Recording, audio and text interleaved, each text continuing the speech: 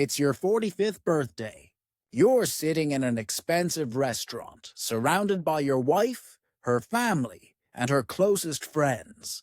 Then your wife stands up, raises her glass, and announces in front of everyone that she's already planning your divorce payout.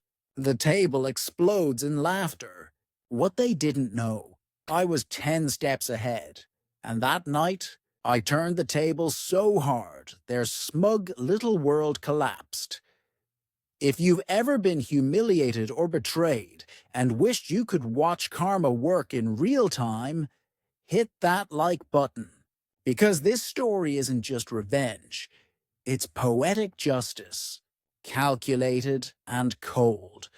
The restaurant was the kind of place that had more mirrors than menus, dim light, polished floors, waiters gliding like ghosts. My 45th birthday should have been about me, but sitting there, I realized I was just a prop in my wife's little theater production. Sophia sat at the head of the table, glowing in designer silk I had paid for, flanked by her parents, brother, and her three closest friends, Vanessa, Lily, and Emma. They were her council, her hype squad, the ones who always giggled when she made little digs at me. The meal was almost over. I stared at the tiny dessert they placed in front of me, one lone candle flickering like the last shred of my patience. Then Vanessa tapped her glass, and the chatter died. Sophia stood, her perfect smile hiding something cruel.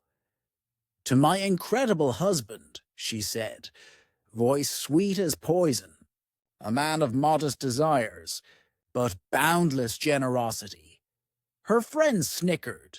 She turned to Vanessa and locked eyes. "To our future, so carefully planned." To my divorce payout, the table erupted in laughter. Vanessa actually cheered. "Secure that fortune, girl!" My heart didn't break. It went ice cold. But I didn't flinch. I laughed too. In fact, I laughed louder than anyone. Then I stood, raised my own glass, and smiled. "That's priceless, love," I said. "Funny you mentioned that. I moved all my assets into an irrevocable trust under my brother's name last week. Happy birthday to me." Silence hit the table like a brick through glass.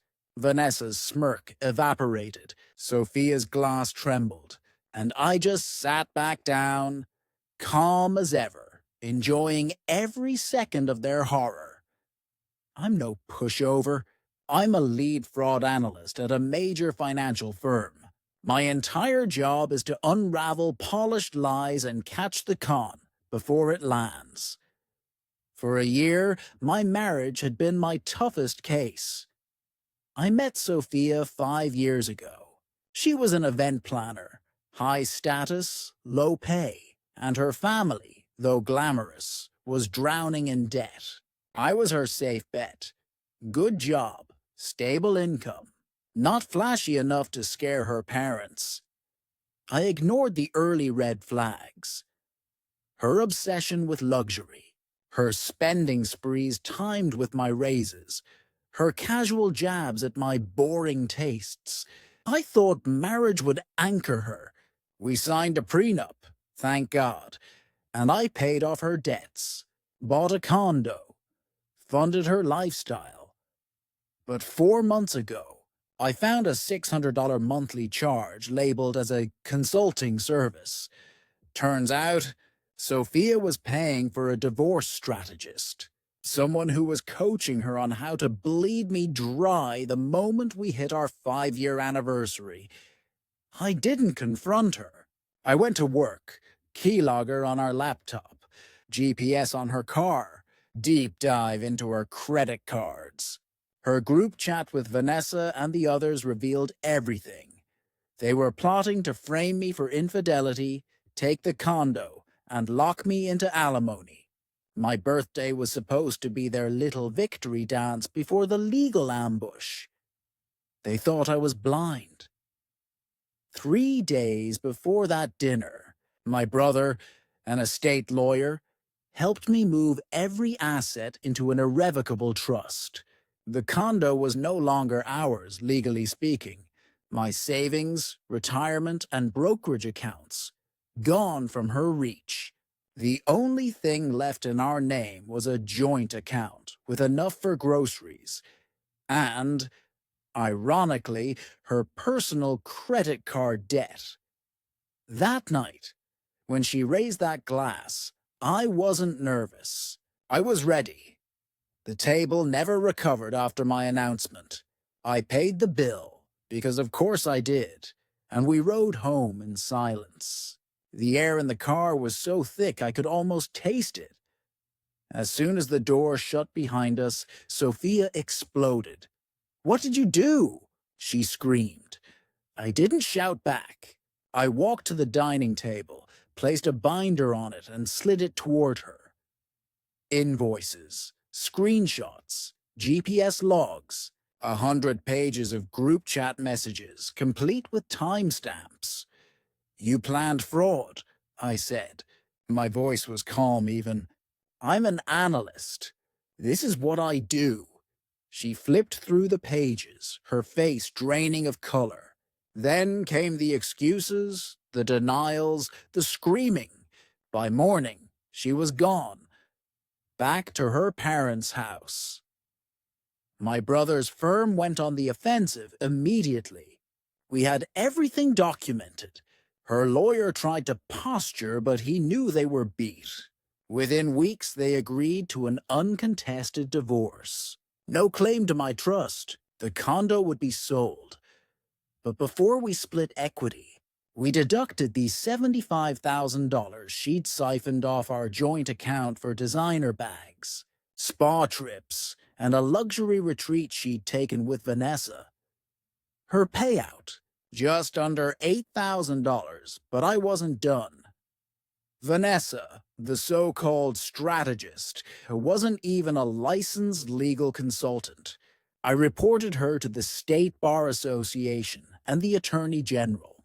She's now under investigation and likely unemployable in her field. Lily, the PR guru, loved posting about manipulating the narrative on social media. I sent screenshots to her employer. She was fired within a week. Emma, married to a partner at a rival firm. I anonymously tipped him off about her involvement. Their marriage imploded. One by one, Sophia's inner circle turned on her, blaming her for the wreckage. The divorce was finalized last week. Sophia called me sobbing. Her family's finances were collapsing. She was back in her childhood bedroom, and she begged for help. I took a deep breath and said, "I'm an analyst, Sophia. You were a bad investment. I investigated, documented, and denied your claim. Then I hung up, blocked her number, and just like that, case closed. I sold the condo, too many ghosts, and moved into a simple modern apartment. No drama, no noise, just peace. They thought they could con me, but I dismantle cons for a living. And when the books finally balanced, they were the ones left in debt. This wasn't just revenge. It was justice. I didn't just walk away. I made sure the system they built to hurt me collapsed under its own weight. What's the most satisfying revenge you've ever witnessed? Drop it in the comments. I read everyone.